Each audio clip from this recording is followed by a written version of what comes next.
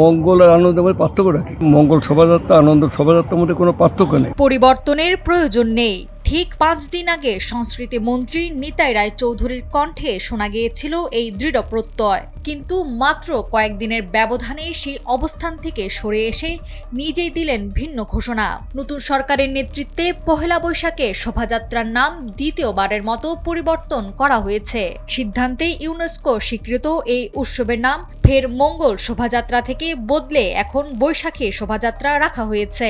রোববার 5 এপ্রিল রাজধানীর সচিবালয়ে বাংলা নববর্ষ উদযাপনের লক্ষ্যে এক সভা শেষে সাংবাদিকদের সংস্কৃতিমন্ত্রী নিতাই রায় চৌধুরী এ তথ্য জানান।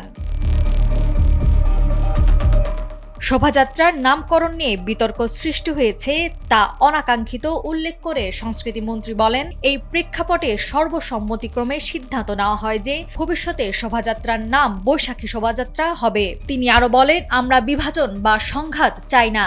আমরা পহেলা বৈশাখের উদযাপনের নাম নিয়ে কোনো সংকট তৈরি করতে চাই না। অন্তর্বর্তী সরকারের সময় বাংলা বর্ষবরণের মঙ্গল শোভাযাত্রার নাম পরিবর্তন করে আনন্দ শোভাযাত্রা করা হলে বিএনপি সরকার ক্ষমতায় এসে শোভাযাত্রার নাম ফের আগের নামে রাখেন। পহেলা বৈশাখ উদযাপনে মঙ্গল শোভাযাত্রার পরিবর্তে আনন্দ শোভাযাত্রা নামকরণের কোনো প্রয়োজন ছিল না বলেও মন্তব্য করেছেন সংস্কৃতিমন্ত্রী। তবে এমন বক্তব্যের 5 দিনের মাথায় তার আবার নাম পরিবর্তন জনগণের মনে নানা প্রশ্ন তুলেছে। বিশ্লেষকরা দাবি করছেন, চাপের মুখে পড়ে তিনি হয়তো এমন সিদ্ধান্ত নিতে বাধ্য হয়েছেন। নাওয়ার সালসাবিল দুরদানা, সময়ের আলো।